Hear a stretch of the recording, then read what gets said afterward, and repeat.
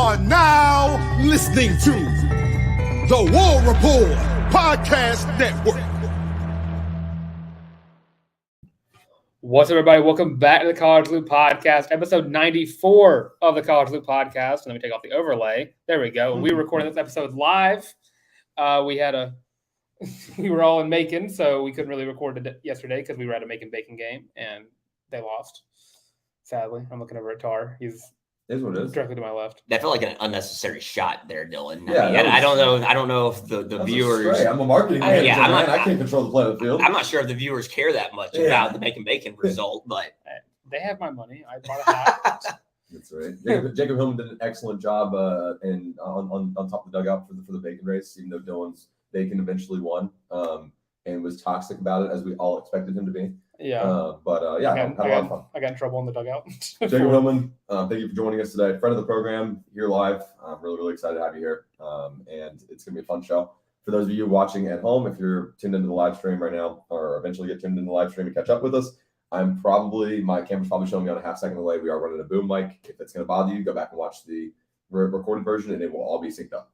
That's not a problem whatsoever. But we got Big Cat weekend, big talks for Big Cat. And you guys had the privilege of being able to hang out and talk ball while I had to work yesterday and watch these crews roll in. And I'm sitting here acting like I'm doing work at my desk when I'm sitting here going, all right, who's next? Who's next? Oh my gosh, we got the eyeballs tweet. Who's next? right. And it kept happening. So, and that's what was so fun, and it's something that obviously not new to Auburn, but it's become less and less common, and now we see it starting to revive a little bit, where these recruiting weekends are this exciting, and that these guys visiting are just they're bought in, and then they're hyped up. That's what we love to see. I mean, with the video of them throwing Coach Freeze into the pool with the wreck, I mean, incredible. That was awesome. And it really was something that, I don't know, it just shows, I think, the buy-in. I'm not even sure who all did that. I don't know if half of them were committed. They might have been some of the guys that are uncommitted still, and they're just visiting and having a good time. Yeah, I didn't commit to Auburn, but I got to throw a few frees in a pool. Right. That was pretty cool. Yeah. I think if you get the opportunity to throw anybody to the pool, you're going to do it. Yeah, absolutely. It's a mob mentality. It has to be at that point. Yeah, you're at the will of the mob at that point for your frees. So let's see. Since Friday, Auburn has now picked up 3 commits in the class. Is it Thursday? Thursday's when DeMarcus Riddick. Thursday. So, excuse me. Since Thursday, Auburn has picked up 3 commits, all 4-star and up, with DeMarcus Riddick on Thursday. I like it better if you word it 1 4-star and 2 5-stars. Right. There we go. Okay. And then you pick up Malcolm Simmons very early. We expecting it on Friday night, right? Because when he put up on the story, but then he eventually committed on 1 o'clock on Saturday afternoon, and then waited around. We were at an arcade when this happened. I was actually playing Galaga. Yeah, Dylan had no idea, and I had to be like, "Hey, bro." Oh, Street Fighter. Dylan, I envisioned Dylan's close to the high score of the game. It's just like, wait a minute. Dang it! It was Street Fighter. I had to jump in. Oh, right. I was actually getting my butt kicked, and then he got me to the next round, and then I eventually lost. But then I had to back away so I could make the Perry Thompson graphic, because again, Perry Thompson just flipped from Alabama, and the biggest recruit of the class right now. You lose Cam Coleman, but then you made up for it by picking up DeMarcus Riddick and Perry Thompson, 2 guys from 2 of the biggest rivals that we have as Auburn fans. And Perry Thompson, you think immediate starter right away, right? Oh, yes. I thought that was a rhetorical question. Yeah. My apologies. Yeah, sorry. Very likely. And, Yeah. and that's the thing. I think even DeMarcus Riddick, when you look at these guys, when they eventually get to campus, they're going to make immediate impacts. Those are 2 positions of need for this program in recent years that Coach Freeze is already hopping in and immediately just saying these are 2 spots that we need to make sure we refresh and replenish, and he's starting to do that already. To your point, I'm going to go through. We've already got a couple of comments on the live stream, and we'll continue with our rundown, but we're going to jump in and take these real quick. Eric Pearson says, Coach Freeze is kicking ass and taking names for Eagle. I think that's pretty much what Hillman just said. Yeah. You're absolutely right. AJ Rivera, this is a good point and something that we were going to talk about on the show earlier. We can go ahead and talk about it now since AJ's hanging out, if that's okay with you, Dylan. Yeah. What would it take to crack the top 10 recruiting class for 2024? All right. It's going to take a little more work than I think some people think it's going to, but it's feasible, guys. Yeah. And I think some people have done the math already. Auburn's nearly a top 15 class at this point, and we're looking at a spot where the average recruit, the average rating is very high for Auburn. That's top 5 in the country. It's all about the volume at this point. And of course, the rest of the commits you get probably aren't all going to be 5 stars. That'd be great, but you've got to work your way where you can. And when that volume adds up a little bit, then Auburn will creep up in the rankings, because some schools already have 20 plus commits. Auburn's at 14, I think now. Yeah. So it really does. That's what it's about. Well, and you go into the next week and you have 4 guys in mind that you're waiting to hear from. You have KJ Bolden, Jaleel Solomon, who are committing next Saturday. And you have DeAndre Carter, who 4-star inside offensive lineman, who's we'll talk about a lot in a minute. It's Auburn, CB to Auburn. If you can pick up, and you also have Wyatt Simmons, a 3-star linebacker. And again, to what we were saying earlier, just Auburn's hammering in that they really want linebackers and wide receivers. I can't imagine why. Perry Thompson is the 3rd receiver in this class, and DeMarcus Riddick is the 4th linebacker in this class. And Wyatt Simmons will be the 4th one. There we go. Wyatt Simmons will be the 4th one. And if you pick up, I want to say at least 3 of those 4, you're setting yourself up to be a screw the top 10, top 7, top 5 class just for getting 3 of those 4. Because if you get, I think we did the math. KJ Bolden, Jaleel Solomon, DeAndre Carter, all 3 of those guys right there, Auburn moves up to number 4 in the class. Just off of 3 guys. And KJ Bolden KJ Bolden alone does not even get you in the top 15. Yeah, it gets you like on the verge, like right behind Alabama. Put you in the bubble. But you're just 1 commit away from jumping, having a huge jump from the 15 to the 10. And there's this element of, and you mentioned KJ Bolden. This is a guy. I'm going to go and say this. I know you said it's feeling possible and feasible on the rundown. Guys, this is a guy if we were giving out a Harrison Tarr crystal ball, I would be crystal balling him with a high confidence, like an 8 or 9 to Auburn at this point. First off, his comment on the live stream yesterday was wild. Wait for me, I'm coming. If you guys missed that, that was pretty damn cool to witness. You're like, oh wow, like there is serious traction. I mean, there's smoke. Yeah, there's a lot of smoke, which also means that he could commit somewhere else, right? Like literally tomorrow. Of course. But Saturday. Yeah, or tomorrow. Who's to say with these kids sometimes? And look, it's their own choice. I've always respect. We say it all the time in the college league. Always respect your own decision. But KJ Bolden is one of those guys that if you get 3 blue chip 5 stars in this class, yes, the volume's going to be there. Kids at the 3-star, 4-star evaluation level want to play ball at these higher level programs. And I'm not saying it's easier to recruit one kid than another, but it's almost like a follow the leader procedure at that point. 3 5-stars buying into a new head coach's program. We've seen that happen on only a number of occasions, like on a serious dedication level. We've seen it happen at Auburn exactly one other time. But in recent memory, let's look at the guys that bought in at UGA under Kirby Smart, the guys that bought in at LSU under Brian Kelly. I think we all think that's going to be a special team this year. This is going to snowball in the best way possible. And Auburn fans, I know you guys are sick and tired of hearing this is going to snowball because it's usually never good. But in this case, if KJ Bolden's the next chip to fall, we did just get Eric Pearson asking, is Auburn going to get another commit today? I think that's that's going to happen. That's going to happen. So make sure you guys have your post notifications on for. Hopefully, someone already have a graphic made for it. Yes, and Dylan will talk about that here in a moment. Guys, cracking the top 10 is feasible. I guess that's my long-winded way of saying like this is huge. And if you jump Alabama in the ratings, if you beat them in the offseason, first off, that's the first W for the year-long Iron Bowl. We should add that in there now. I would like to make that. that kind of hurts the record there. So it's not throwing recruiting. No, 20 post class of 24 and on. Okay, valid. But it puts you in a great spot. So Dylan, I'll let you continue. Do you want to talk a little bit about? You want to throw out Eric Pearson's comment really quick? Yeah. I know that we have a definitive schedule here, but as you guys are asking questions, we're happy to answer them. That's literally why we're doing a live stream today. And we have Jacob Hillman in our backyard, so I will be done to take advantage of that. Well, something here that I think is worth adding on to getting another commitment today is that is likely to happen. It just is with how big this weekend is. But going back to the snowball effect, that's all.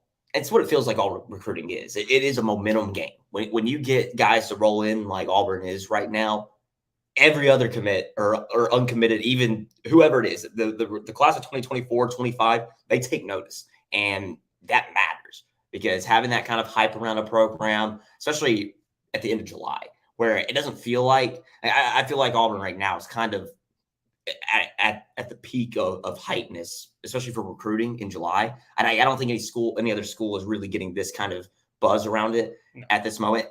And obviously there are other schools, because I mean, Auburn's still, I mean, think about this in the SEC rankings as far as recruiting for 2024. I think Auburn's still 8th. Yeah. That is wild. And that's also why it's so big that you're getting guys to flip from Georgia and Alabama. I think that's the most important part of this, is that you are taking these guys from your rivals. It shows that Auburn and Coach Freeze and his staff are able to compete with the big dogs of the SEC, that they are able to get whoever they want. That I think that's the most important thing about this past weekend. I'll even go a step further than that. You bring up just Perry Thompson flipping from Alabama. You're flipping a wide receiver from Alabama. You're flipping linebackers from Georgia. You're flipping quarterbacks from Clemson, and you're flipping DBs from LSU. Like that, those are teams that you can argue are some of the best at developing those positions. Specific positions, for sure. I'm on board with that. And Hugh Freeze is going in, and it's like, hey, you could go play for Nick Saban. You can go play for Kirby Smart. You can go play for Dabo Swinney. You can go play for Brian Kelly.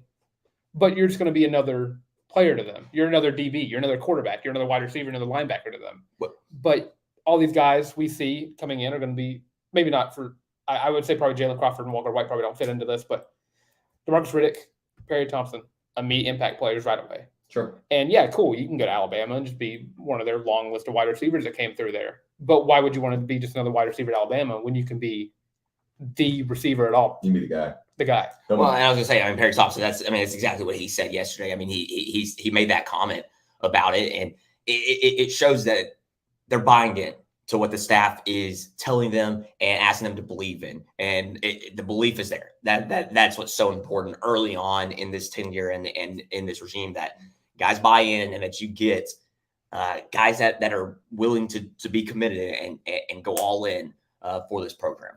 Yeah, and I'm going to put a pin in the Perry Thompson conversation just really quick, because I do have one more thing to add about him. But Bucky Moore and Skullface LTE both asking very similar questions. Bucky asking, how do we feel about about Auburn's chances for KJ Bolden, FSU or the Plains? Listen, KJ Bolden could still very much commit to Florida State University. That could happen.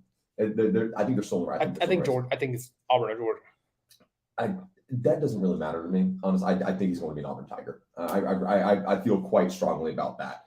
And Skullface LT, if you want to throw that up really quick. Yep. Thank you guys for hanging out with us, by the way. If KJ was committing today, would it be Auburn? I think it would be. So I think this might be a statement. It would be Auburn. Yeah. Excuse me. I think this might be a statement. I agree, though. Look, I agree. I woke up about 45 minutes ago, guys. I'll be honest with you, and I'm still working on getting the old eyesight locked in for the day. But yes, I agree, Skullface. I think that it would be Auburn. I'm going to come back to Perry Thompson for a second here. And his comment about the University of Alabama reaching out to him about his attending a Big Cat weekend was kind of hilarious. He said something to the tune of, I spoke to Coach Saban until he invited me or tried to get me over to their, quote, little cookout, which is really, really funny. But he told me he was going to be on the plane, said Saban respected that. And that kind of plays into what you guys are saying about you're another number at the University of Alabama. I want to make sure this is in black and white. And I know our viewers genuinely hate me for saying this. Nick Saban's the greatest coach in the history of college football. Yeah. No one in their right mind is thinking that Nick Saban's over here like, we don't want you. But there is certainly an element of we don't have to have you. Because Alabama, the state of their program is the gold standard. Maybe Georgia now, but longevity-wise, Alabama is the gold standard. Perry Thompson looking and saying, we could be.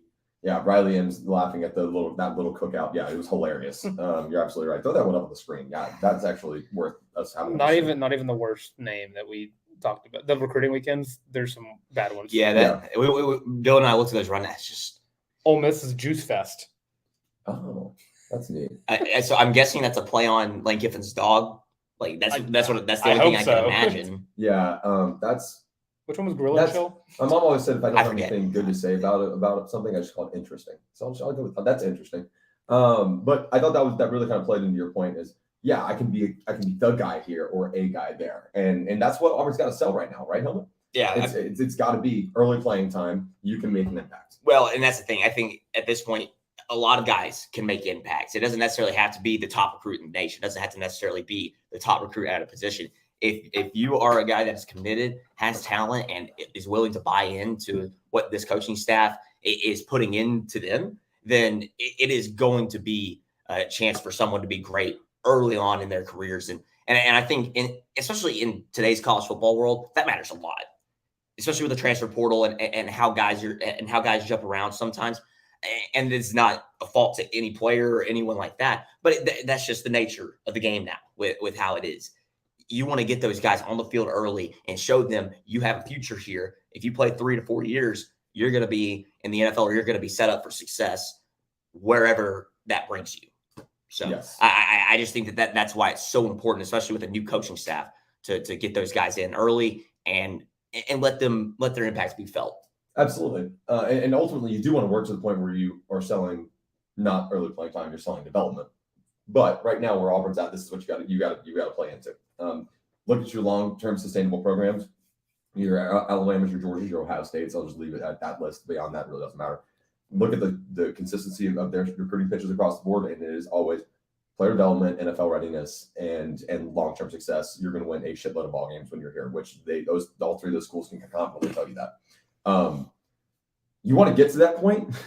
that is where you want your program to be. But I think and this is such a staunch difference between the Freeze administration and that prior. We'll call that the interim between Malzahn and the Freeze tenure. It's basically the potato era. The potato era, if you will. This is where I know Hillman's got to watch his mouth because of his work on that front. But I mean, this is really where the staunch difference is understanding. We heard so much in the last administration about getting the right guys, not necessarily the best guys. Hugh Freeze said, no, it's about the Jimmies and the Joes. Mm-hmm. And the SEC, every single coach there can in large coach ball X's and O's wise, even down to Jimbo Fisher, who I just cannot talk down on enough. But regardless, they all understand that at some point, all these guys can coach from an X's and O's standpoint or get the guys in the right places that can. It's now about getting the Jimmies and the Joes. So I think that's kind of speaking into the fact, like, okay, yeah, it's the right guys, but the right guys also need to be the best guys. Right. So there's this confident understanding that you have a clear trajectory in the recruiting, path and then on the trail for that matter. Something we've not seen in Auburn since 2013, really. I mean, and I guess you can look up. There were a couple of really good classes. 2017 class comes to mind. Bo Nixon, my man right here, Owen Papo. But I mean, we can talk a lot about that guy on the other side as well. Oh yeah, true. I mean, he's in Atlanta native. Yeah, that's right. That's right. Another Atlanta native. All that to say, kind of long-winded. I don't want to sound like I'm rambling too much, but this Big Cat weekend was a tremendous display of the fact that I think John Cohen heard the right message from Hugh Freeze, and Hugh Freeze was intentional. When Auburn made this hiring process about, here is a definitive plan. Here's how we're going to do it. Here's how I'm going to implement it. This has got to be example one, right? I think that's such a great point, though, about intentional. And Hugh Freeze knows what he's doing. He is successfully recruited in a lot of places. That I heard him talking the other day about some of the receivers that he had at Ole Miss. And I mean, when you think about it, yeah, you know the AJ Browns, you know the DK Metcalfs, but when you listen to the entire list of the guys that he brought in there, I mean, it's unbelievable how many of those guys went pro. And it's something that I think really is important to turn this program around and get it in the right direction. It's already started, as we've talked about this whole stream of what's happened this past weekend and really in this entire recruiting cycle.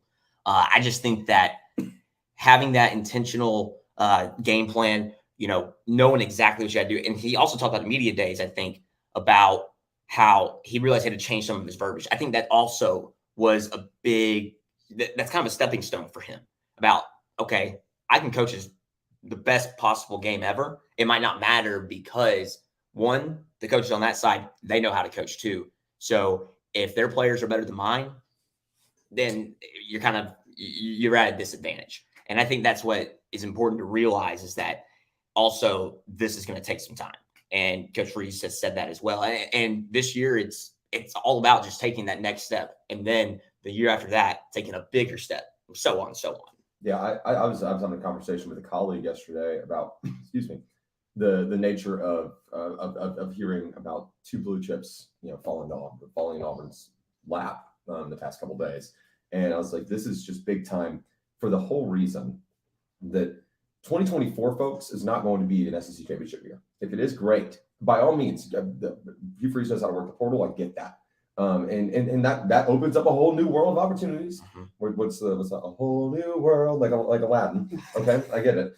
But at the same time, 2025 is when we're going to start looking for big time results. When Hugh Freeze actually has all in large his guys and within this program.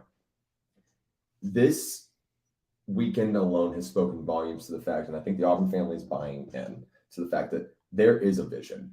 And Hugh Freeze has shared that vision time and time again about, hey, we are going, it's not just me saying we're going to recruit hard. I'm going to post pictures or tweets, not to prove anything to you guys, but everything's a recruiting tactic, right? And that's something else he's done a great job of understanding. Even in dead periods, you're still recruiting.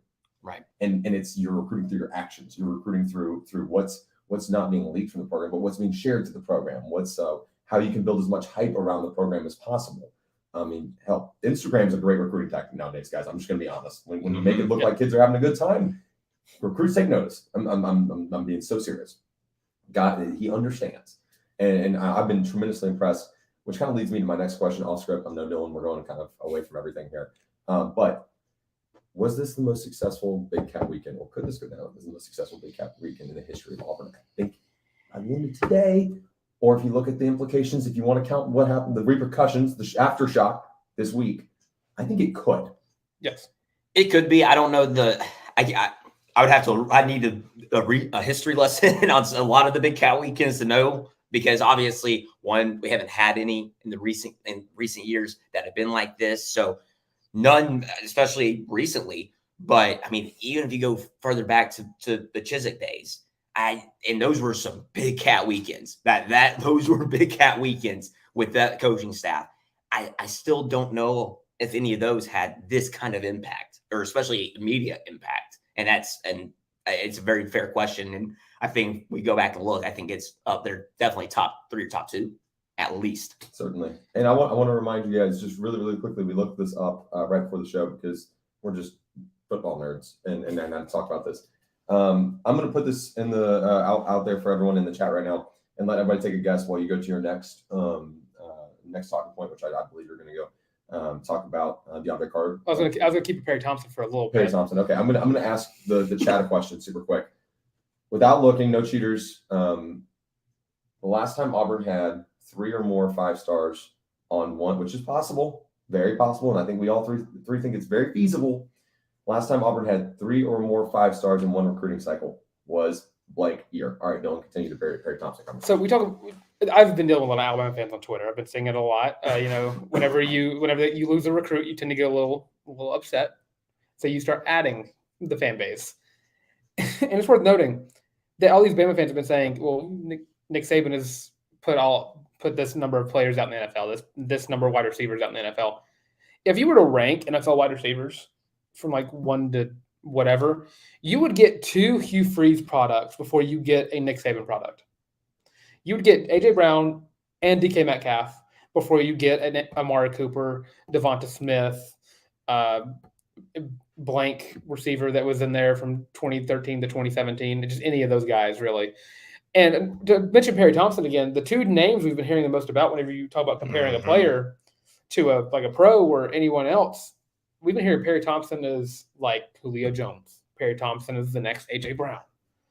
Like, this is not a guy who is like the Bama fans should just be passing off as, oh, we didn't want him anyways. We backed off. Y'all are cheating. Y'all are cheating. Y'all are doing this. But Auburn's cheating again. I just want to shut that up, because if we're going to call anyone out for cheating, look at Florida. Florida has the number 2 class in the country right now, and they have the less success than Auburn does in the last 10 years. Like, calling out the wrong fan bases here. I think you're just a little upset that, there's a guy who was hard committed to Alabama for a year. November, I think, is when he committed to Alabama. And y'all just backed off a 5-star wide receiver. You just backed off the number 2 receiver in the state of Alabama. Really? Yeah, that makes sense. That makes so much sense. Yeah. Dylan's getting a little heated on his little anti-Florida man. Well, hey, let him cook. I'm gonna let him cook. But I do want to. Billy Napier's getting fired. I do want to give the Walker Show a quick shout out here. 2013 is the correct answer. For those of you who said 2014, Rock Thomas was not a 5-star. He was a 97 overall grading, which means he was 1 point off of being a 5-star. So congratulations to the Walker Show. Yes, 2013. Hey, Rock Thomas was probably a 5-star before he committed to Auburn, and then Tank Bigsby was a 5-star before he committed to Auburn. Yes, he was. Your 3 true 5-stars in the class of 2013: Montravius Adams, Carl Lawson, and anyone want to guess who that third one was in the chat? I don't say that. I'll give a hint. It's another defensive lineman. Yeah, there you go. Another defensive lineman. A guy. I'm a super fan of Auburn, and I didn't know. Yep. So your first 2 are Montravius Adams, Carl Lawson, and blank. If you guys can get this one, I'm going to shout you out on the Twitter. I'm going to do it. Someone's going to come up with it right away, right? Yeah. Before we get to John Tar, I'm going to ask you real quick. How you feeling today? How am I feeling today? Yeah, how you feeling? I'm feeling loopy. Feeling a little loopy? I'm feeling quite loopy. Well, I see that we're reading that shirt that you're wearing right now. I mean, that shirt is dope. I gotta say. Let me just hold on. Yeah. Go ahead and this show is the crowd. in my model era. You know what I mean? But yeah, got the feel loopy drip going on right here. Just to stop that from happening anymore, let me go ahead and show y'all. Auburn or College Loop now has some merch on the warreport.com. You go to the shop and you can get your own feeling loopy shirt. They come in, I believe, 5 colors. You have navy, heather navy, black heather, black, gray, and gray heather. So just get your own Feelin' Loopy shirt on the warreport.com. Go to their shop. If you want to find it easier, the link is in the description. Yes. So just go ahead and scroll down there, go find that, go buy your own Feelin' Loopy shirt and show the world how you are loopy you're today. feeling. That's Exactly. right. We have a comment I'm going to throw up real quick from Rudo Rel. I don't actually know what this reply to is, but the second part of this actually matters a lot. It says, I love that, but I had a bad feeling about him. I believe this was in regards to Card. But I also feel more like he will more will commit after they see how we play in certain games throughout the season. Okay. Probably the best recruiting tactic is to win football games. Sources say simply the best recruiting tactic. And there's an element of this, guys. So there has to be, Walker Show got it. Elijah Daniel, you definitely look that up on 247. You cannot convince me otherwise. You cannot convince me otherwise. There's too much of a gap between that one, boys. Yes, there is an element of you've got to go out and show tangible improvement. What does that look like this year? And then around what time do we start seeing guys say, okay, I see that the vision's at least tangible. There's a trajectory for this program for me to stay on top of and to get a pulse on, so I feel comfortable committing. Where does that come? Like, where does that show up? What does Auburn have to do on the field this year? Beat A&M. Agree. Week 4. That is the most important game of the season recruiting wise. Yeah. That's a very specific. I like a specific answer like that. I was going to go very much more broad, obviously. That's fine. No, give us your broad answer. But yeah, I mean, the broad thing would simply just, hey, go make a bowl game and go show out in a bowl game and prove that you're back to winning ways. It not be the winning ways that you want in the ultimate goal, but the fact that you can get back to a bowl game, like you said, just improvement and really abide them throughout the season. And also you're looking at a schedule that I would say for Auburn is a little easier than we've seen in recent years. It's a very gettable schedule, but of course you still have kind of those big 3 that you win any of those 3 games. That is a win of a season. Absolutely. Well, obviously Alabama, LSU, and Georgia are those 3 games, and it's just one of those things that I think Auburn fans, they measure a success by the results in those games a lot, but it is what it is. Sure. Because those programs are so successful that you kind of have to. And obviously Auburn has not lived up to any of those expected for those 3 schools in the past few years. But now that you see it on the recruiting side, kind of matching it up with them, it's bound to happen on the field as well. AJ Rivera commented here. He said, win 8 games, throw up the 7-5 with bowl win or 8-4 bowl loss. That is good. I actually think you have to win the bowl game regardless. Just because you need to show to recruits that you're taking every single game seriously. Not that you're not trying in the bowl game. I'm not going to accuse kids of doing that. And opt-outs, we talk about this all the time. We understand them. I completely support kids that don't want to get hurt in a game that does not really bolster their team's overall standing. Yeah, if it's between getting drafted in the first round or playing in the Birmingham Bowl, I'm going to choose. I think in that case, individually, like kids can make their own decision, but those that are playing, yes, That, Locked in. but yeah, locked in. Absolutely. Coaching staff same way, and so on and so on. The Walker Show admitted that he had time. I'm going to take that to mean that you did look up 247, which, you know what, that's fine. I understand. Cryptic has the funniest quote to this point by far. I believe that if we beat A&M this season, Jimbo has a great chance of getting canned. You're absolutely right. I think Jimbo has a great chance of getting canned. Anyways, we're not an A&M podcast, but I am here for this Fisher slander.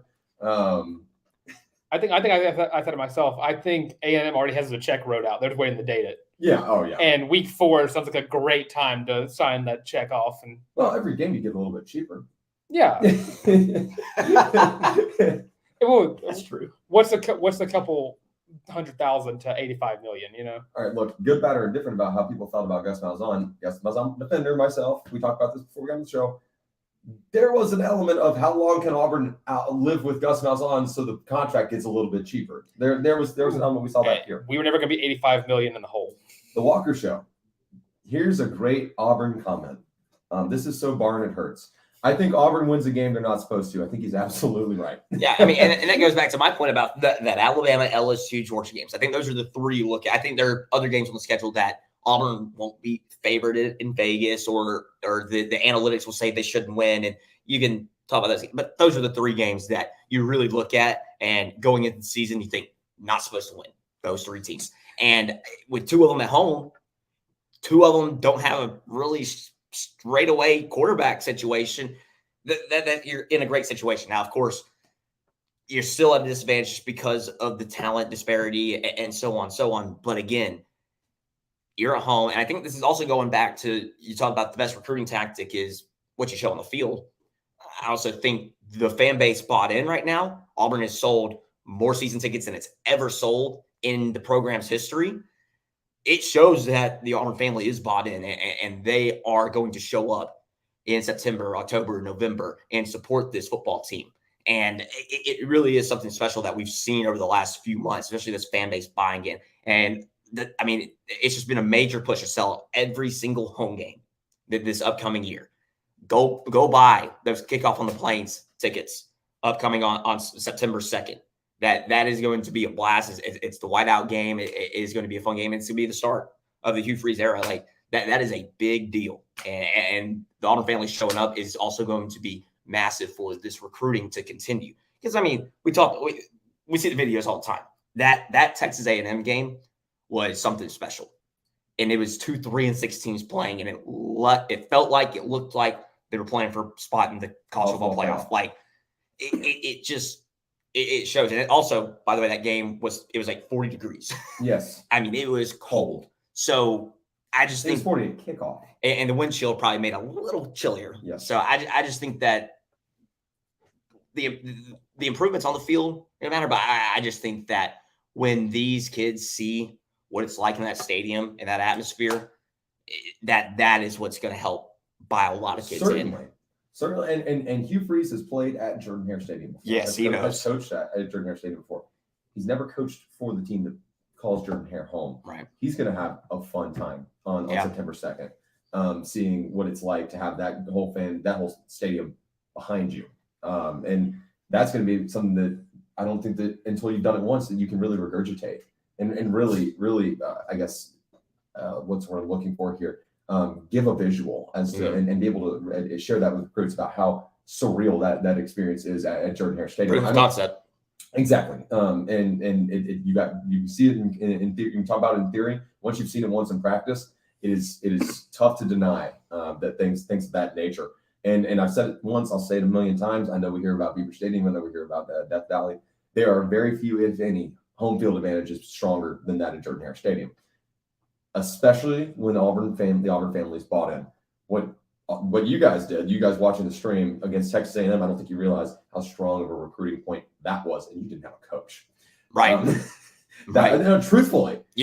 What you had was an Auburn man leading his team out to play a football game. That was kind of like, and I just, again, it was just something about that, because I think I remember 2 weeks prior to that Arkansas game, middle of the third quarter, half the stadium's empty. I'm just sitting here like, this is just wrong. It's wrong. Like, this is not what it's supposed to be like. And I knew in the back of my head, it's like Auburn will be back at some point.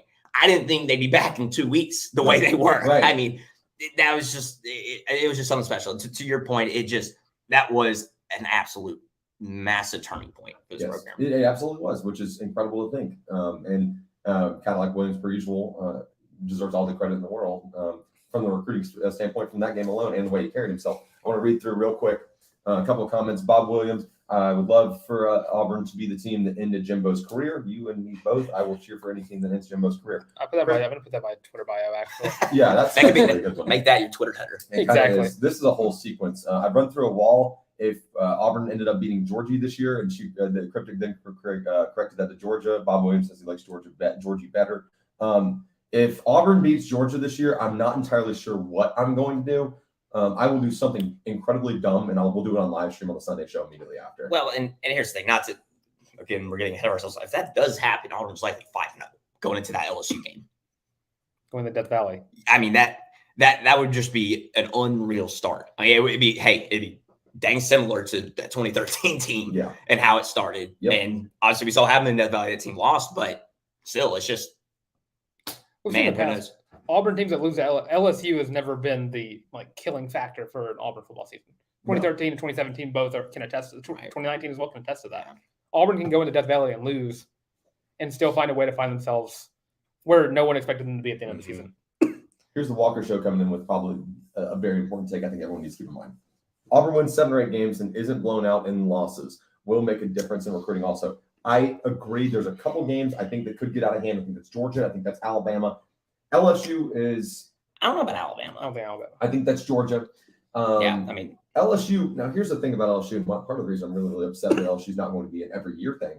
Once Texas and Oklahoma come and rain on our parade here in the SEC. If you make it 9 conference games. I'm with you. Listen. We just got to move forward from that.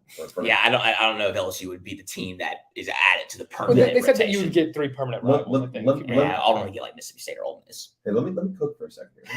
I wouldn't mind being in every. Because I think the Walker Show brings up a good point. That LSU game, LSU Auburn games are freaking awesome. Period. They're goofy. They're dumb. They're drunk. And if they're in Baton Rouge, they're actually drunk.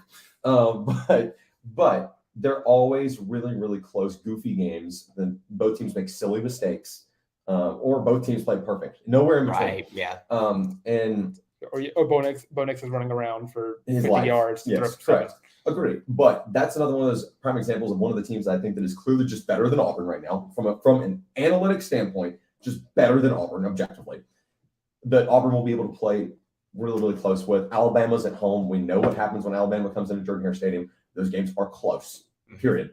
Auburn almost beat Alabama with TJ Finley in a game they had no business being. TJ Finley was also hobbled. He had a sprained ankle. Absolutely. And I know that's kind of like off vibes alone or whatever. If you want to say that, it's really not an analytical standpoint. That's fine. But also, I think that the Walker Show is right here. I think that 7 or 8 games, 8 would be probably the most ideal situation. Obviously, if you can win 15 games, that's the most ideal situation. Of course. 8 games would be a great spot to put yourself in going into 2024 and not getting blown out. And you mentioned it will make a difference in the recruiting as well. That is so, so, so important. If you can show that you're in games right now and you don't have your guys yet, oh my gosh. If I'm a recruiter and sitting there going, wow, I could be the difference. Mm-hmm. I could come in with this group of guys and we could be the X factor. So I think you're absolutely right. And it's worth mentioning, I'm going to combine 2 comments here, talking about how Auburn's going to win a game they shouldn't, and how the winning can affect the recruiting. What's going to be Auburn's biggest recruiting weekend? The Iron Bowl. Sure. Because it's in Jordan-Hare Stadium. Sure. You're not going to find another atmosphere in the country better than Jordan-Hare Stadium. Closely followed by the Georgia game. Yes. Don't take away from the significance. If Auburn's going to win a game they shouldn't, I'm imagining if every toss-up goes your way. Because if you look at the season on the spectrum, you have Stanford, UMass, New Mexico State, Cal, and Vanderbilt all in these are your wins. Sure. And then you have a series of toss-ups before you get to the Alabama, LSU, and Georgia. Absolutely. Well, this is in a perfect world where Auburn wins all the toss-ups. Not perfect world, but Auburn is 0-2 in the games they shouldn't win. It shouldn't win. And you're 9-2 going to the Iron Bowl. When was the last time Nick Saban beat an Auburn team with 9 or more wins? Never. It's never happened. And if you're 9-2 going to the Iron Bowl, you're not a 20 or back ranked team. You're not a 15 or back ranked team. You're 9-2 in the SEC. Yeah. and you lost 2 games early on in the season.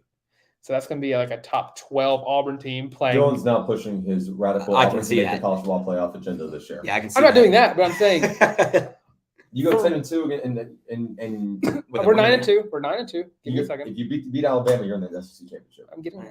Yeah, I don't Well, know. Guess LSU. LSU. If you lost to LSU, Okay. and it depends on the LSU Alabama game. I'm looking. But so you're 9-2 going to the Iron Bowl. All momentum is shifted your way, and the one game. If Auburn can choose one game that they shouldn't win, that they can win and will win, it's Alabama. And nothing would be the best thing in the world after all the offseason stuff for these Bama fans. Just saying, oh, they cheated. We backed off. All this stupid propaganda they tell themselves make them feel better and sleep better at night. You go into the Iron Bowl, you basically cut off you're going to get all the Bama fans who go on the message board saying Nick Saban should be fired if you lose to Alabama and another year 1 head coach in some weird fashion. But Auburn has always found a way to win games they shouldn't. Auburn has always found a way to do more with less. We've seen that since 2010. They've also been really good at finding a way to lose games that they shouldn't. Well, yes. But looking at it from 2010 to now, every season where Auburn is not expected to do much, they end up finding a way to be Alabama. Like 2010, 2013, 2017, 2019. Those are all seasons where I was like, this is not going to be like a great year. 2010 was Cam Newton. Yeah, he literally carried a 6-6 team to a 14-0 record in the national championship. 2013, we just went 3-9 the year prior. What the hell happened with? We have a defensive back at quarterback, and we just beat Georgia and Alabama in back-to-back weeks. Known CFL legend defensive back at quarterback. Known best defensive back in the history of Canadian Football League, Dane Marshall. 2017, you bring in another transfer quarterback in Jarrett Stidham, and you weren't really expecting much in 2017. Well, I mean, you had just had a carousel of quarterbers the year prior. You just had to watch Sean White and Jeremy Johnson and JF3. Thank you. Jalen Cox sometimes.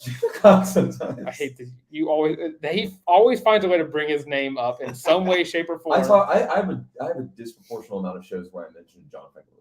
And it annoys the crap out of you. me. You need to make some stats for that. There should be stats. All right, so any of you loop enthusiasts, y'all need to go. Let me know. So someone take responsibility of the JF3 tracker, and I want someone to just, whenever I mention JF3 in a show, just drop in the comments and say JF3, and that's all you need to say, just one time.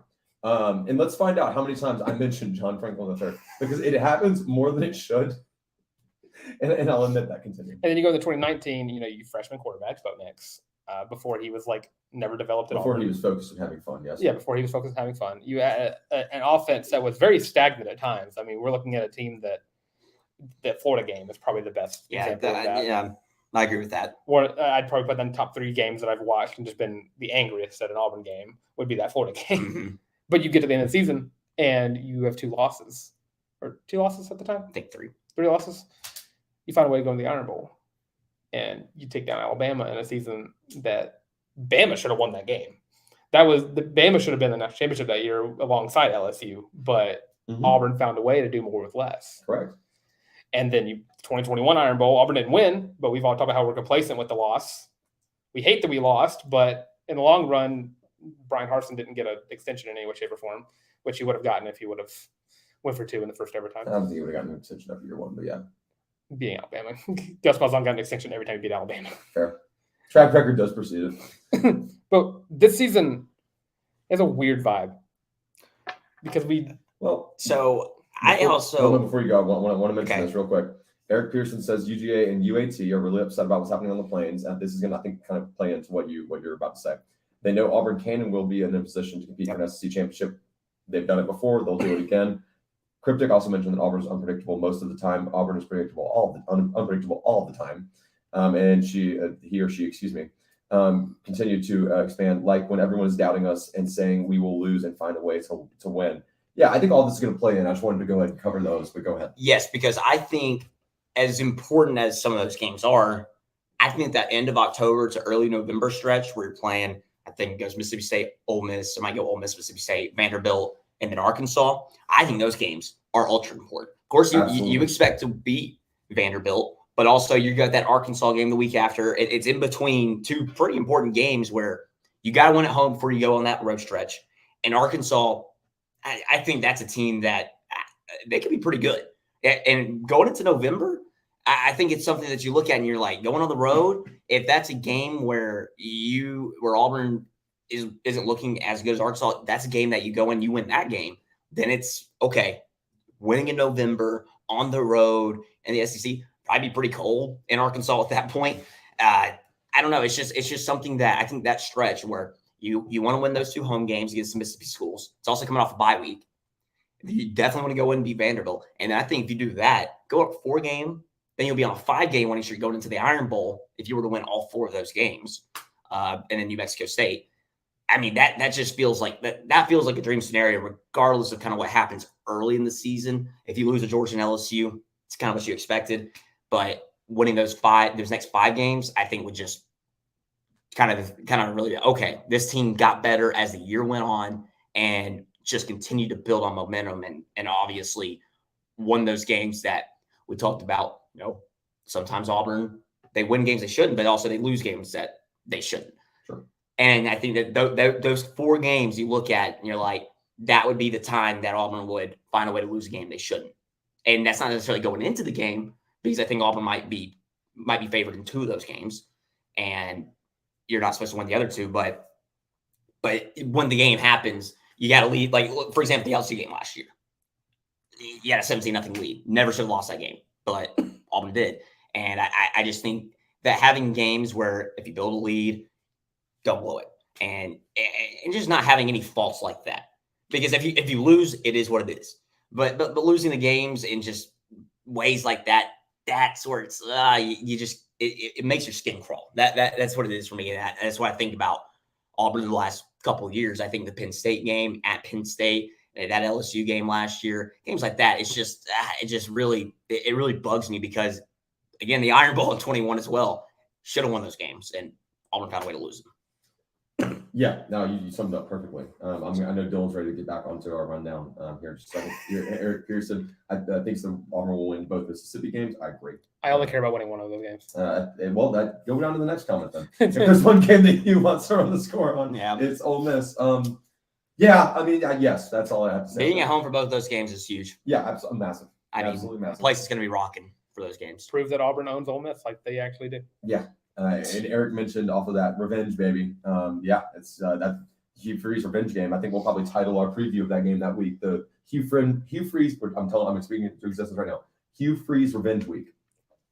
We already covered the Ole Miss preview. Leading up to we've already spent that whole week of leading up to the Ole Miss game. We've already done that. I thought you were talking about the game preview. We're in the time portal right now, bro. I thought you were doing that. I thought you were doing the game preview. We've already done that. Harrison, we're talking about Auburn going into November with a chance in the SEC championship. I don't know where you're at now. Yeah, look, I'm sorry. You're right. I'm sorry. James Barnett, what's up, fellas? What's up, my man? Thanks for hanging out with us. Make sure you like, subscribe, and about. Anyways, it's really sad that when Bama and Georgia got all the top talent before NIL and Freeze, it was cool. Now that Freeze is at Auburn, it's a problem. Such a double standard. Okay, let me break this one down really, really quick. Auburn fans hate Alabama fans. Alabama fans hate Auburn fans. Auburn fans hate Georgia fans. Georgia fans hate Auburn fans. Georgia fans hate Alabama fans. Alabama fans hate Georgia fans. We all kind of hate each other. As it should be. As it should be. That's what makes college sports beautiful. Absolutely beautiful. They enjoyed Auburn, kind of, for lacking a better term, specifically Georgia fans, getting their ass kicked by their favorite football team for years, and now they're going to whine about it. It's what we do as fans of any sport. I'm the biggest Hawks fan in the world. I complain more about some of the other teams in the NBA making moves when my Hawks don't, more than anyone. All right, trust me, I get it. But there is an element of Bama and Georgia fans getting angry about, now Auburn's got to be cheating. Like, okay, by the way, Auburn fans, love you to death. I'm an Auburn to love. Remember that before I say this. Auburn fans love to make Camaro jokes about Nick Saban. All right, let's be honest. Let's call a spade. And people like to make fun of Georgia athletes moving at fast rates, maybe not on the field. All right, it happens, and it's kind of the beauty of college sports is just finding ways to attack each other on and off the field. I know that you shouldn't bully. There's a line. Don't be an asshole. But having rivalries is a good thing. And spin zone, people are talking about Auburn again. And James, you bring up a great point. I'm not arguing your double standard at all. I want you to know that you're absolutely right. But talking about the program, thank you for free recruiting. I think that's the biggest point, is that the fact that people are talking about Auburn again. It's not just look at Auburn lose this game and then no one cares about it. Oh, here comes Auburn again. Yeah, this is them. Like it's just a talking point. Like I said earlier, the buzz in recruiting right now is Auburn. No other team has as much hype around it as the Tigers do because of this past weekend. That's such a big deal, and it'll continue into month of August, fall camp, and also when the season starts. Doesn't matter as much because then the results on the field. So nothing makes me more joy because this is just my persona when it comes to talking to people online and Twitter about college football. I love whenever Auburn finds a way to play the heel. I love whenever you go down the list of some other fans in the SEC, they list Auburn as one of their one or two most hated teams in the SEC.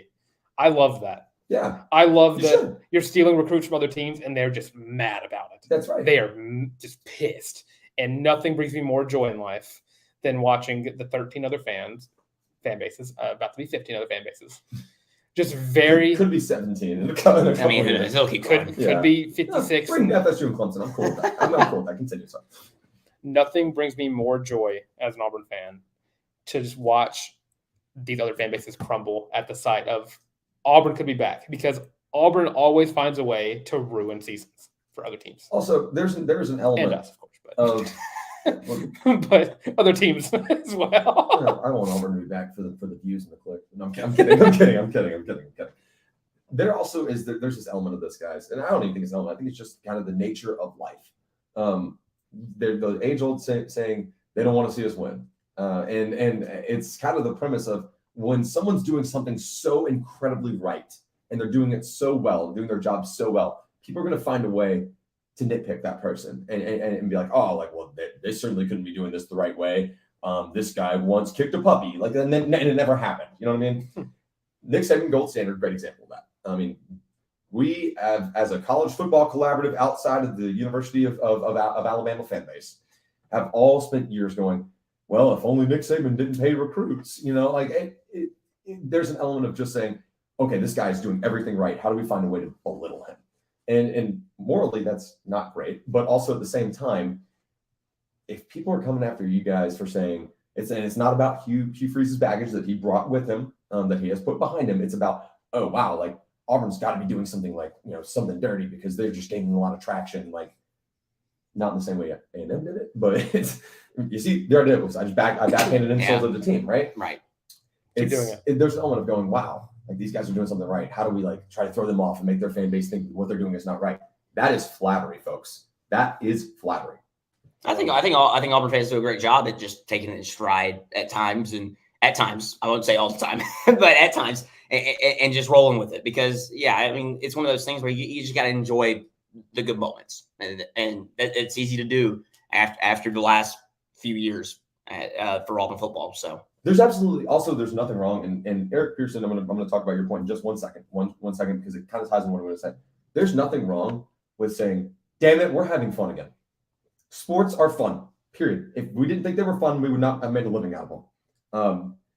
There's nothing wrong with going, my team has stunk for the past couple of years, and I'm going to rejoice in the fact that there is positive momentum. Auburn fans, you are absolutely entitled to do that beyond just football. Auburn basketball fans, when Bruce Pearl started to turn things around, you should absolutely rejoice. Yeah. When Butch Thompson got on the plains and took Auburn back to the College World Series, oh my gosh, Auburn's been pretty much off the map. Like, it's so fun to be good again.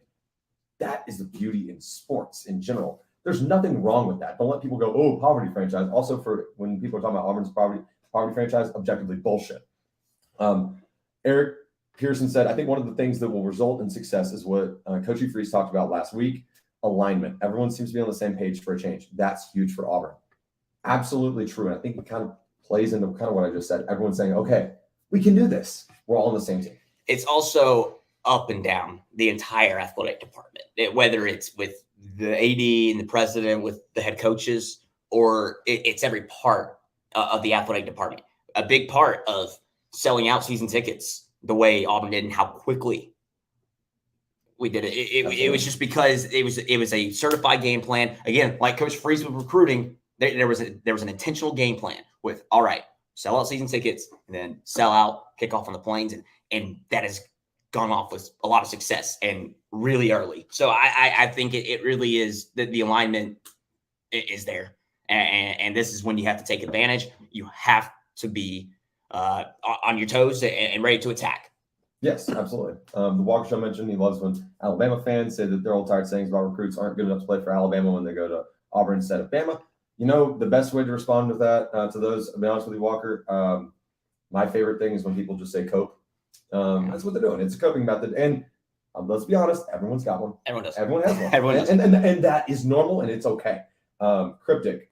I think that the fact that Auburn has been hilariously awful the past 2 years, objectively true, and our fan base is still as great as it is, says a lot about our fan base.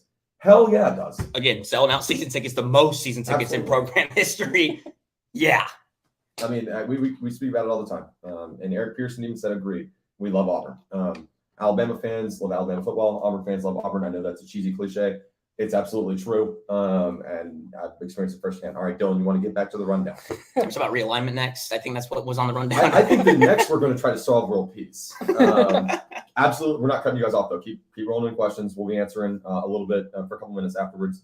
Hillman, I know this one was longer than we thought it was going to be. I'm having a blast, though, fellas. This is great. I didn't even know it'd been an hour already. Yeah, for all of you guys hanging out with us, thank you so much. We're having a blast. Let's hop back into the rundown. We're going to talk a little more recruiting, right? Yeah, I'm trying to talk a little bit about DeAndre Carter. Trying to find there's a comment somewhere, and I completely agree with it. And I hate that I didn't mark it down or favorite it or anything.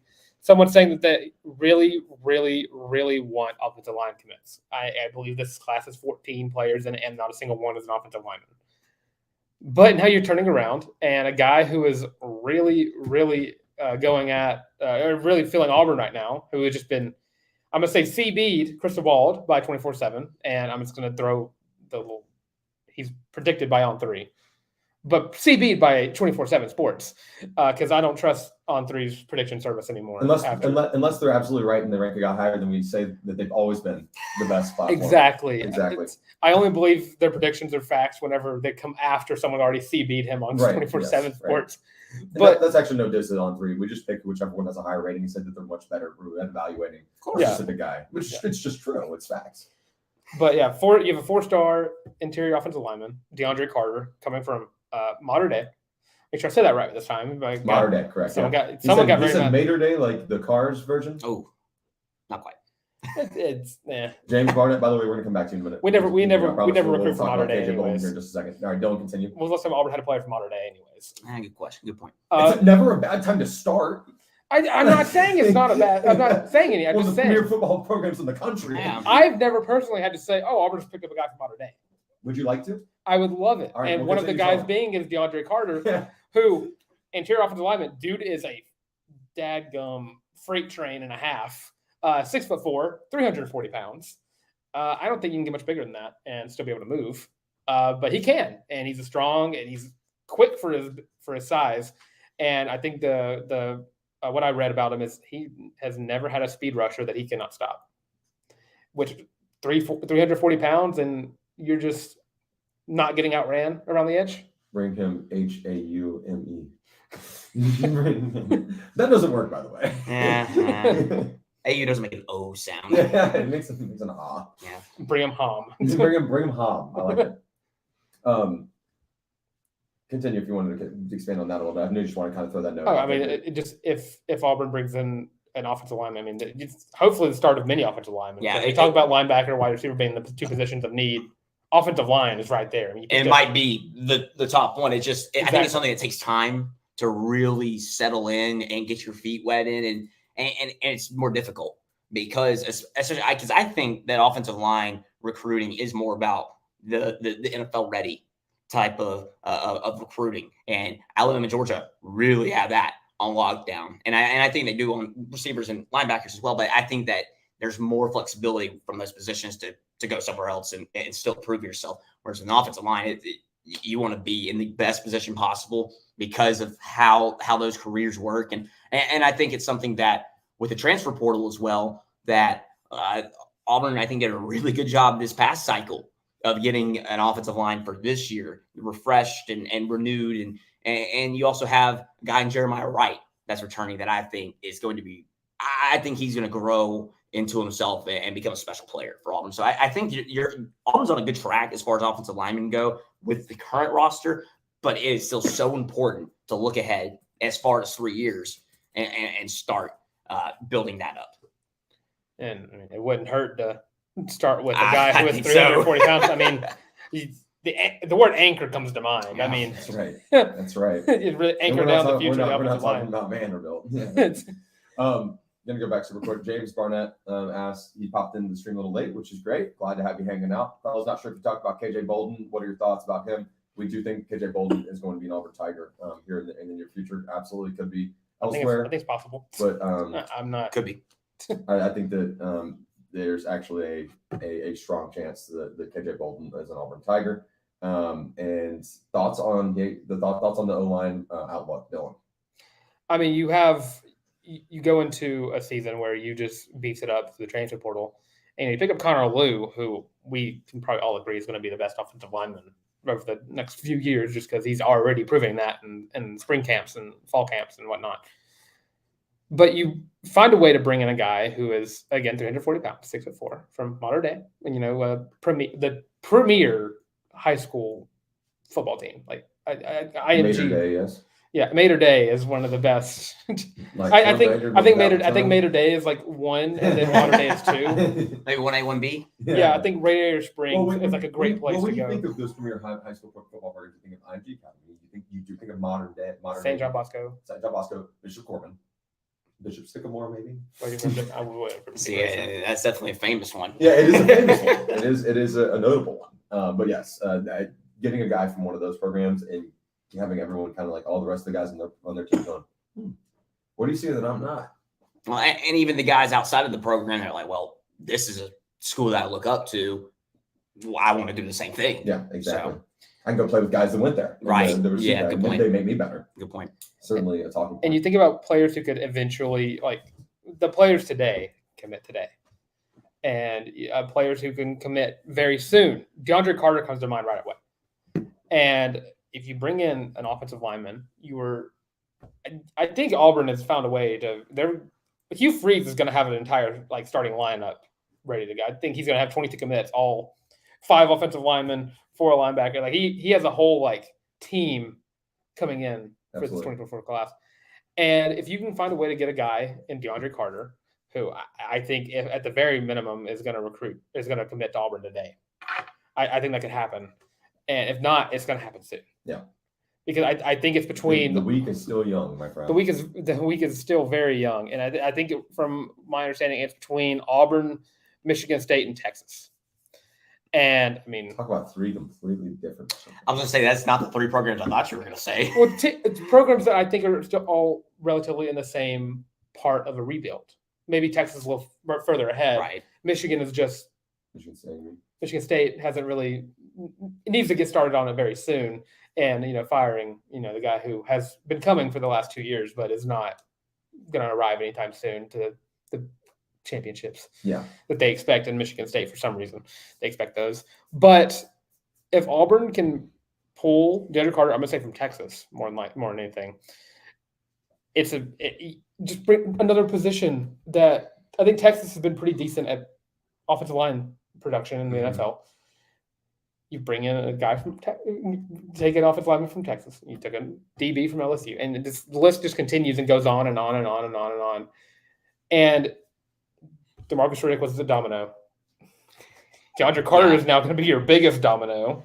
I believe Josh Aldridge tweeted the domino gif last night. And it's just, and I think my word of the day is momentum, because exactly, it's just they keep falling, and if this happens, even if it's a kind of a 3-week span, that's still major momentum for this program and for this coaching staff just to build off of it and continue. And hey, even these commits like Perry Thompson, who's already shut down his recruitment and is recruiting for Auburn actively on social media, and I'm sure in other ways with calling them, FaceTiming, whatever, texting.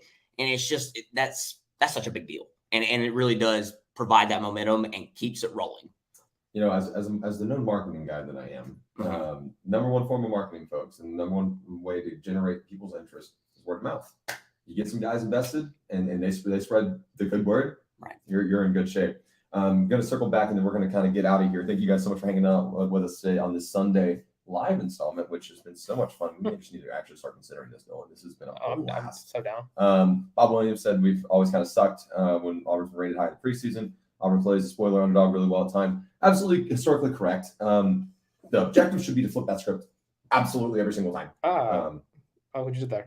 Which then? That's you free this whole thing. Yeah, yes. I guess I did. Very on the nose. I actually did not. That wasn't intentional? Okay, I thought it was. That's completely unintentional. Next he's going to turn the fan off because he's freezing in here. Yeah, that's right. Yeah, it's freeze warning in my apartment here in Macon, Georgia. An absolute opposite. Anyways, the objective should be to kind of defeat that narrative, but right now play into it. Use everything you can to your advantage. Well, especially when you are the underdog. Exactly. When you are the underdog, play the hell out of that card. Yeah. I mean, we've seen Auburn baseball do it a good bit. Auburn basketball did it when they had the most special run in school history. Mm-hmm. Even the year before that, too. Exactly. Cryptic, when the spotlight has been on us most of the time, we've underperformed. Yeah, that's once again, you want to defeat that narrative. Yeah, and I think also it's at times because feels like every program, other than a select few, kind of do that. Yeah, and it's something like, for example, here's my example. Auburn performing well under the expectation. So you go back to that 2014 year when Auburn desperately needed to win at Ole Miss, and they got it. And then there's other moments in 2017. You go, and then this is, you're an underdog in these games, but you still, when you beat Georgia and then you're playing Alabama, and kind of the whole fan base, and everyone's like, shoot, are they going to do this? You do beat Alabama. Now, of course, what happened the next two games, that is what is being talked about here. So it's all about kind of finishing the momentum. It's like, Auburn can get themselves in that position. It's all about making sure that they get the job done and just complete it so that they can win championships again. I get that. I'm with you. And looking at the comments, you'll see Bob Williams said never wants to see Auburn preseason top 10 again. And then James said, I agree with you, Bob, this time. I think that Auburn has a complete coaching staff who knows how to develop players on both sides of the ball. All right. That is a beautiful, beautiful point, James. Bob, I'm not disputing. I understand. I'm not a superstitious guy. I'm a little stitious. So I understand where the logic is there. But your goal should be, if you want to become the gold standard of college football, which I've said time and time and time again, Auburn absolutely can be. You've got to get to the point where the expectation is to have a preseason top 10. And the expectation is you're not going to underperform. 90% of these teams that are ranked in week 1, and hell, 90% of the teams that are ranked in week 10 are going to underperform where they're at and where they want to be. Well, I think a perfect example is the Georgia and Alabama's. How I mentioned it earlier, how we have there's no quarterback situation really set for them, yet they are still ranked in the top 10. And that's the whole thing. It's just when Auburn's able to get to that point, and I think that's very possible. I mean, I think Auburn was at that point back in the mid-2000s, in the midst of that Gus Malzahn era, where Auburn still had question marks, but was still getting highly talented. Like, hey, this team could contend for an SEC championship. That's where you want to be. Even when you have some question marks, that overall you still feel pretty good about the team and what they can do the upcoming season.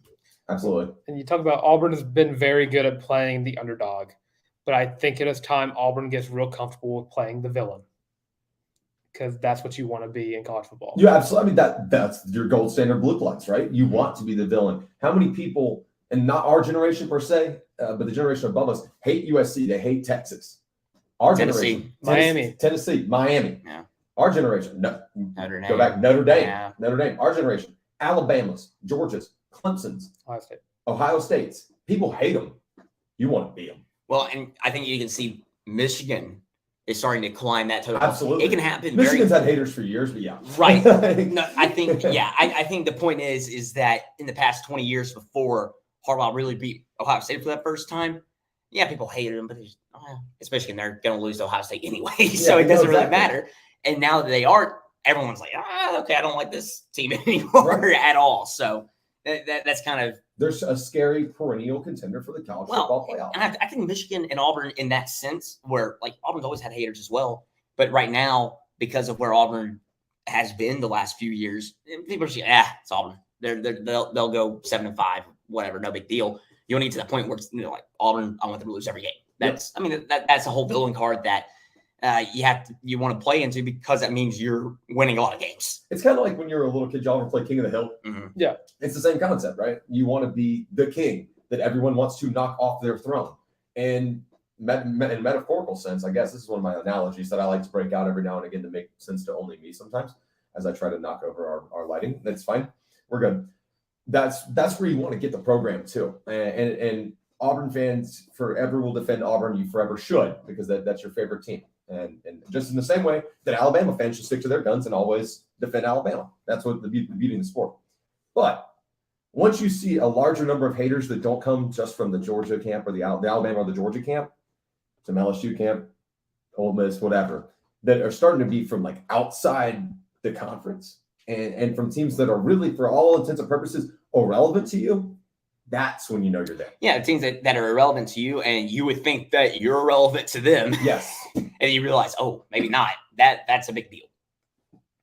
There we go. Anything else we got for the greater good? If you guys have any other questions, now's kind of the time. Otherwise, we're going to start wrapping things up here on the College Loop live stream. Thank you guys so much for hanging out with us on this Sunday. If you guys like this, like the Sunday live platform, hit us in the chat. Let us know. Yeah, hit the like button, guys. If you've not already, if you're just hanging out with us today and you've not liked, subscribed, and followed us on our socials, most importantly for us, honestly, liking and subscribing on YouTube means the absolute world to us. We love having you guys here. You guys are the reason we do this. So this has been a blast watching this become what it is at this point, and watching it continue to grow is kind of like Dylan and I's child. So this is an idea that started on the Tiger Transit, if you will. Really? I didn't know that. I don't know that story. So fun fact, I don't know that anybody on the College Loop knows this.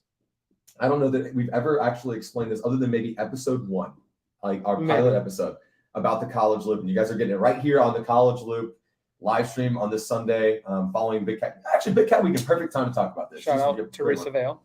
Hey, welcome to the Loop, Teresa. Thank you for subscribing.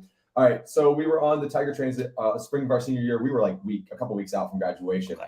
And Dylan and I could not decide what we wanted to name this podcast. We wanted to have an Auburn-centric personality podcast. If you guys don't think we have a personality, we failed miserably. But Dylan and I certainly get into it enough that I think we do.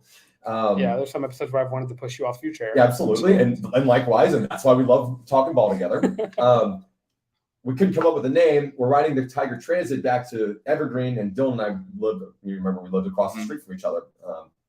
And for those of you guys who are Auburn alum or live in Auburn, I think I know where you're going with this, by the way. You may have experienced the Tiger Transit. Our Tiger Transit was literally titled the College Loop. Yeah. That was our route, our bus route for going back from campus. It was hilarious because we just had this whole epiphany in the student center, just like about this whole idea of wanting to have this, what we wanted to do, what we can do. And this was in April of 2022. And we could not think of a name to save our lives. And then it just became a joke towards when we were walking towards the bus. Like I was just reading off signs at one point. Yeah, Bill, I was like, at one point you said, "How about Chicken Salad Chick podcast?" I was like, dude, Panda Express is like a sick Auburn podcast, and then it was 10-time mascot championship sounds awesome. And then we just kind of got on the College bus. I didn't even read I didn't think I may have said Tiger Transit. Yeah, I was gonna say y'all are probably at the point where you just knew it was College Loop route. You don't even think about the name of it. You just get on the bus.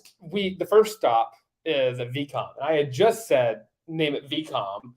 That's how desperate we've gotten, folks. It was just a joke at that point. And then I go to the sign, and I go, "We can give me the College Loop."